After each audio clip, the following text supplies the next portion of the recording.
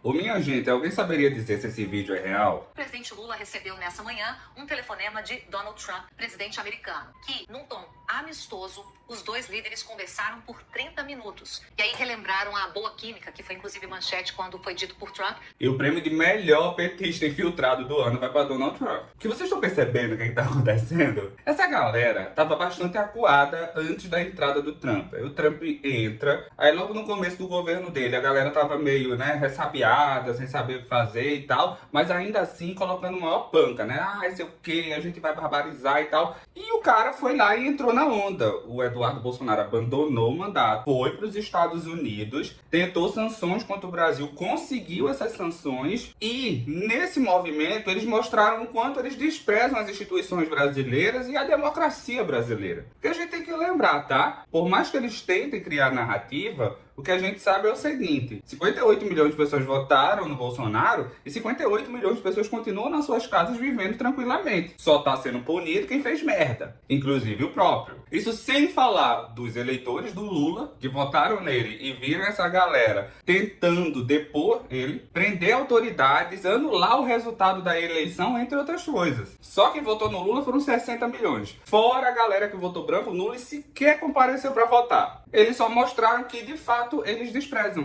a nossa democracia, desprezam nossas instituições e usam esse poder que eles têm aí de mobilização de massas para tentar subjugar as instituições e as leis brasileiras. Tanto é que essa palhaçadinha rendeu ao Eduardo Bolsonaro uma acusação de tentativa de coação do processo. Coisa que, se ele não tivesse abandonado o mandato dele, ido para os Estados Unidos, tentar toda essa palhaçada, ele não estaria enfrentando essa acusação agora. Assim como se o pai dele, quando tivesse perdido as eleições, tivesse aceitado o resultado, não tivesse tentado depor o Lula, prender Alexandre de Moraes e anular o resultado das eleições, também não estaria na situação que está agora. Então vejam só, se não são as consequências dos meus próprios atos.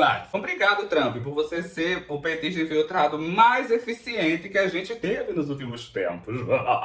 Bom, e do ponto de vista de interesse nacional, o que é que deve ter saído dessa conversa com o Donald Trump? Até agora, detalhes não foram dados pra gente. E vale ressaltar, quando os chefes de Estado se reúnem, é porque toda uma galera já fez tudo lá nos bastidores para eles irem ali na frente do palco, darem as mãos e pousarem pra foto. O Trump volta a falar da tal química que os dois teriam, e eu espero que dessa reunião saiam acordos que sejam bons para o Brasil, como por exemplo a exploração das terras raras com transferência de tecnologia para o Brasil. Até porque a gente precisa demais desenvolver a nossa indústria e não só ser uma indústria de montação. A gente não fabrica celular, a gente monta celular, a gente não fabrica carro, a gente monta carro. A gente quer trazer essa tecnologia também para cá. Então você não pode simplesmente aqui vir pegar um punhado de metal, levar ele prontinho já para você produzir a sua tecnologia. A gente precisa colocar isso como contraponto. Eu acho que esse é um dos pontos que devem ajudar ali os dois presidentes dentro do seu interesse. Atualmente, a maior fornecedora de terras raras do mundo é a China, que é uma inimiga direta dos Estados Unidos. Isso porque o país asiático é visto como uma ameaça à hegemonia dos Estados Unidos. Diferente do Brasil, que embora seja um país importante, não coloca nenhum tipo de ameaça à hegemonia dos Estados Unidos. Muito pelo contrário, eles devem querer de alguma forma manter algum tipo de influência e relações com o Brasil para que o Brasil não caia de vez no colo da China. Então eu espero que o presidente Lula tenha colocado isso como condicionante, ok? A gente pode ser um fornecedor de terras raras, contanto que haja ali um acordo de transferência de tecnologia para que a gente também possa explorar isso da melhor maneira possível e fazer parte aí dessa revolução tecnológica da industrialização. Uma outra coisa que ficou claro ali é que o Lula, ele se restringiu a falar somente da questão comercial. Essa questão aí de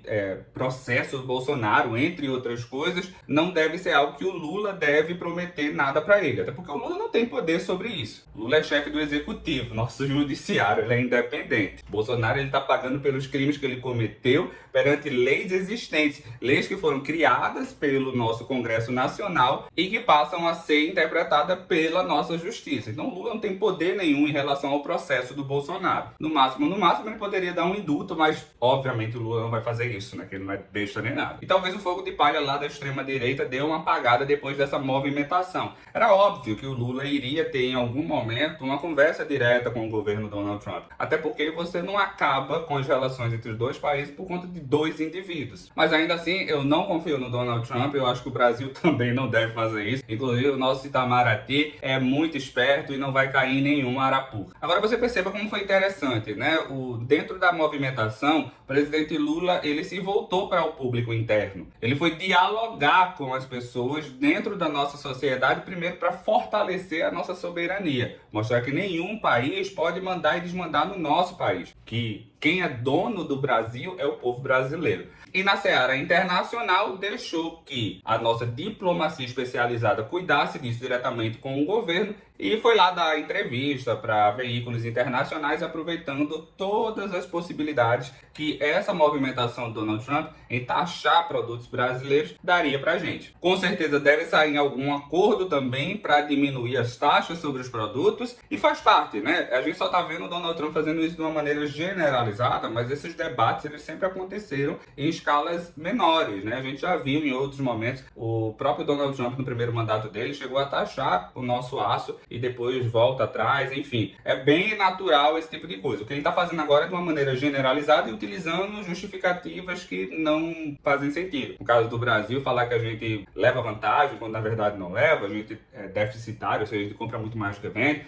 e também usando ali o processo do Bolsonaro, que é uma coisa que não faz o menor sentido. Agora você perceba como foi interessante a gente se voltar para o interesse nacional e a gente, enquanto esquerda, ter se voltado para pautas do interesse do povo. Então a gente saiu para as ruas para pedir a isenção do imposto de renda, agora, né, tem aí o fim da escala 6x1, a PEC da bandidagem, entre outras coisas que chamaram a atenção desse centrão. Esse centrão que também está meio perdido nesse momento, né? A gente fala muito, né, de como o presidente Lula ele acaba sendo chantageado pelo centrão e tal, mas a gente também tem que levar em consideração que esse centrão não tem essa força toda contra o presidente Lula. Então, o Lula ele também vai mostrando as suas forças, né, ali em movimentações que ele faz. Então a gente está vendo aí questões envolvendo o Celso Sabino, do União Brasil, que não quer deixar o governo, porque sabe que se deixar vai perder um espaço muito grande para a campanha eleitoral no ano que vem, só porque o partido decidiu, sei lá, apoiar Tarcísio, Ratinho Júnior, Caiado, seja lá que molesta for.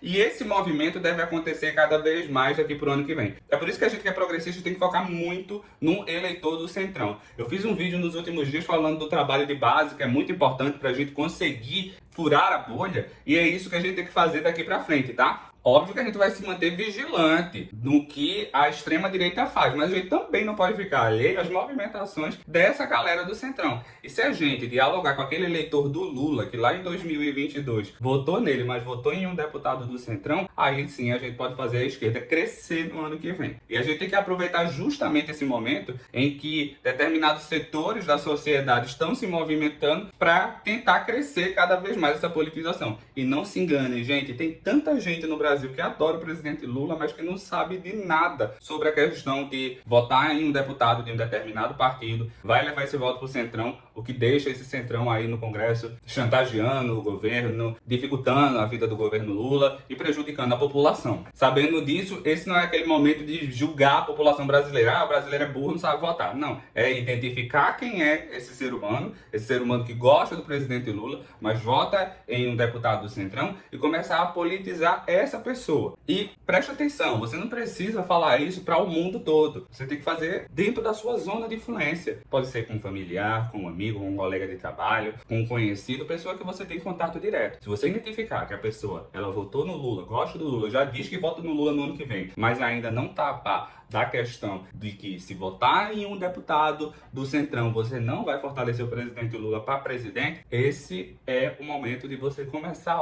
a conversar sobre isso com essa pessoa. E é muito comum, tá? Pode começar a prestar atenção. Esquece um pouco aquela conversa lá com o Bolsonaro. Na verdade, olha, eu particularmente não perco meu tempo debatendo com o Bolsonaro, tá? Às vezes eu faço isso numa live porque tem plateia. Agora eu sozinho com ele, tentar mudar o voto dele, meu filho, eu já deixei isso de lado há muito tempo. Eu vou naquela pessoa que eu sei que gosta do presidente Lula, mas que não entendeu ainda como é que a coisa funciona no Congresso. Porque esse é o momento da gente se fortalecer daqui pro ano que vem. Se você fizer isso com uma, duas pessoas, três pessoas, olha, você já vai fazer um trabalho de base maravilhoso, beleza? Eu faço live todos os dias aqui no YouTube e também no TikTok. Então se inscreve aqui no canal, se tiver a opção de hypar também também dá essa forcinha e aparece por aqui pra gente conversar um pouquinho, falar um pouco mais sobre esse trabalho de base, que é uma coisa que, uma tecla que eu venho batendo muito, que é justamente o que vai fortalecer a esquerda daqui pro ano que vem, beleza? Deixa um like nesse vídeo e me segue em todas as redes sociais. Josué Santos BCH em todas elas.